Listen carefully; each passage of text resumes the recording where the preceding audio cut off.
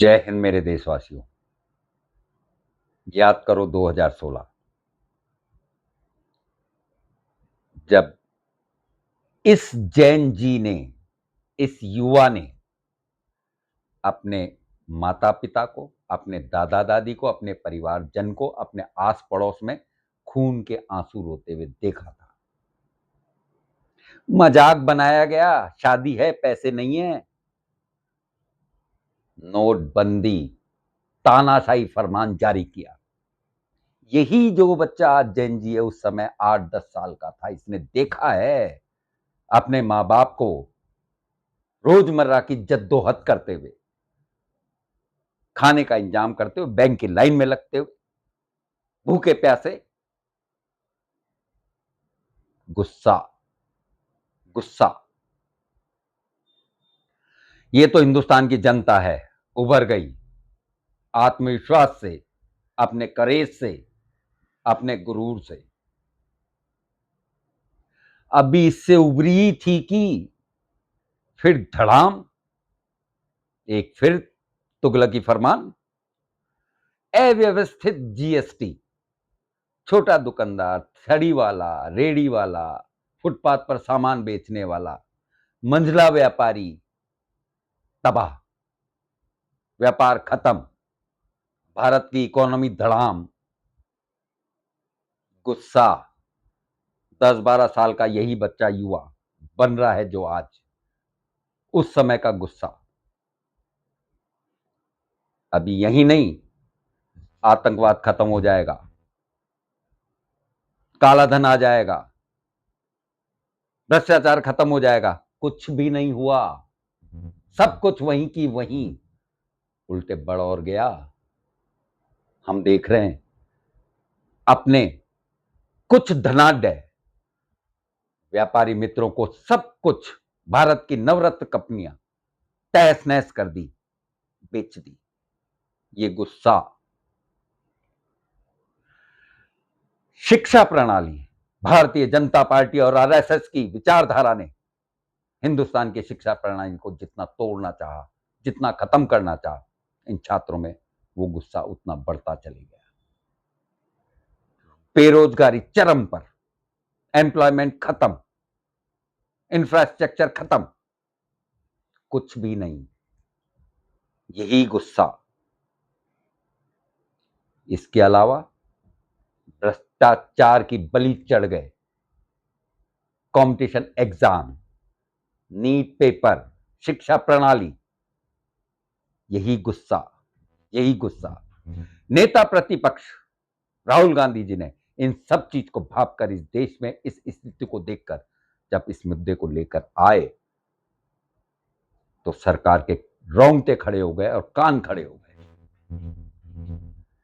यहीं पर संवैधानिक संस्था के सर्वोच्च पर बैठे हुए व्यक्ति ने एक शब्द निकाला, कॉकरोच। ये एक फ्रस्ट्रेशन था जो कॉकरोच जनता पार्टी बनी। संस्थापक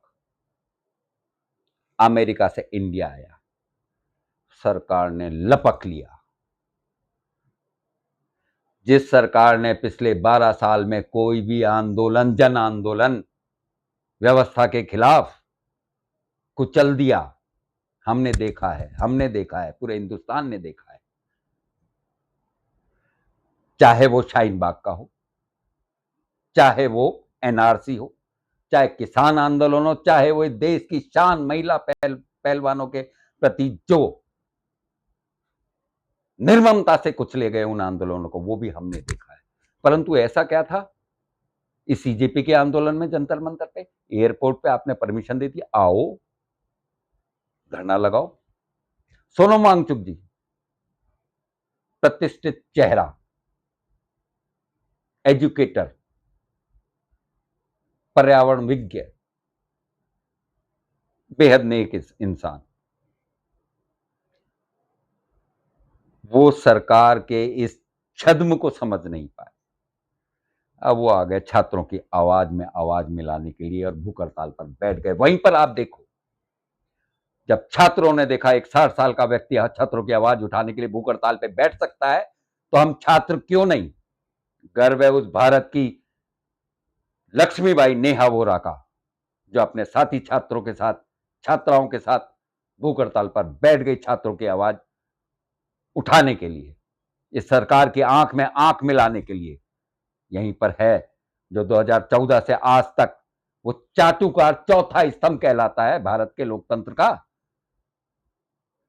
उसने सोनम वांगचुक सीजेपी वास्तविक रूप से नेहा वोरा छात्रों की आवाज बनकर उठी, बैठी रही भूख हड़ताल पे। जब स्वस्फूर्त और जो इतने साल का गुस्सा छात्रों का, जो गुस्सा वो दिल्ली के जंतर मंतर, दिल्ली की सड़कों पर हुजूम बन के आ गया, सरकार हिल गई, सरकार की क्रोनोलॉजी बिखर गई, सरकार के समझ में नहीं आया कि हमने तो एक छद्म शुरू किया था, यह हकीकत कहां से हो गई। आनन फानन में उन्होंने सोनम वांगचुक को उस धरने से जबरदस्ती उठाया, और अस्पताल में क्या हुआ, जो मुख्य मांगे थी धर्मेंद्र प्रधान जी के इस्तीफे की, उससे सोनम वांगचुक जी पीछे हट गए। लेकिन स्वस्फूर्त ये छात्र, ये युवा अपनी मांग से पीछे नहीं हटे और अपनी मांग मनवाकर सरकार को घुटनों पर लाकर धर्मेंद्र प्रधान का इस्तीफा कराया। यही नहीं, इस आंदोलन को जब सरकार ने अपने स्ट्रेटजी के अगेंस्ट में आते देखा, तो इन्होंने बल प्रयोग किया, बर्बरतापूर्वक लाठीचार्ज किया, आंसू गैस के गोले छोड़े बच्चों पे, पैलेट गन्स चलाई गई। पूरे देश में जब यह आंदोलन बढ़ता हुआ दिखा, सरकार के हाथ पैर कांप गए, हिल गई सरकार। सांसदों के स्टेटमेंट सुने कि हमें डर लगा संसद में। ये युवा जोश था, ये छात्रों का उत्साह था, ये छात्रों की आवाज थी जो गूंजी। बिल्कुल अहिंसात्मक तरीके से, गांधीवादी तरीके से गुलाब के फूल लेकर इन्होंने अपनी सिर पर अपनी लाठी, अपने पे पीठ पर लाठियां खाई, फिर भी नहीं माने और अपनी बात मनवा कर सरकार ने छद्म रूप से, मैं बोलना चाहता हूं सीजेपी के संस्थापकों से, उनके प्रवक्ताओं से, क्या मांगे मान ली है? नहीं।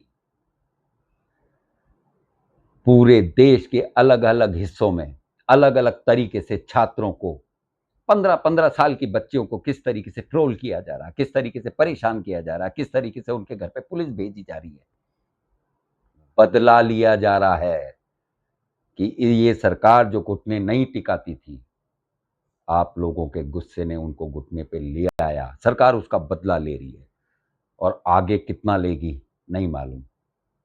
तो ये संस्थापक सदस्य, ये सोनम वांगचुक जी अपने अपने घर जाके बैठ गए, नहीं, इन छात्रों के साथ आके खड़े रहो। राहुल गांधी जी ने नेहा वोरा के साथ आके प्रेस कॉन्फ्रेंस करी और ये दिखाया छात्रों के हक के लिए पूरा विपक्ष एक साथ खड़ा हुआ है, खड़ा रहेगा मरते दम तक। जो छात्रों पर जो बर्बरता हुई है उसकी जिम्मेदारी गृह मंत्री की ही है। संसद में भी ये बात उठाई, बोलने नहीं दिया गया, सड़क पे भी ये बात उठाई और उठाते रहेंगे। इसको समझो, न्याय और अन्याय क्या है। इधर प्रधानमंत्री जी ने अपने चाटुकार मीडिया को ठोकर मारी और सोशल मीडिया, इंस्टाग्राम पे आके अपनी बात कहने लगे। यहीं पर मुझे याद आया कि प्रधानमंत्री जी ने कहा मैं बच्चों को माफ कर रहा हूं। माफी तो सरकार को, प्रधानमंत्री जी को, गृह मंत्री जी को मांगनी चाहिए। फिर आप उस घटना पे जाओ जब संविधान लागू हुआ, पंडित जवाहरलाल नेहरू को एक बुजुर्ग महिला ने महिला ने गिरेबान पकड़कर पूछा था, हिंदुस्तान तो आजाद हो गया, मुझे क्या मिला? पंडित जवाहरलाल नेहरू ने बड़ी नर्मता से, सभ्यता से, शालीनता से उस बुजुर्ग महिला को कहा था, ये संविधान ने तुमको, ये भारत की आजादी ने तुमको ये अधिकार दिया कि तुम एक भारत के प्रधानमंत्री के गिरेबान पकड़ के उससे सवाल पूछ सकती हो। मैं मेरे सभी साथियों से यही प्रश्न पूछता हूं, आवाज उठाना या सवाल पूछना संविधान ने दिया हुआ इस देश को वो संवैधानिक अधिकार है, आवाज उठाने का वो अधिकार है। आप क्या सोचते हो? कमेंट बॉक्स में जवाब दीजिए। जय हिंद, जय भारत, जय संविधान।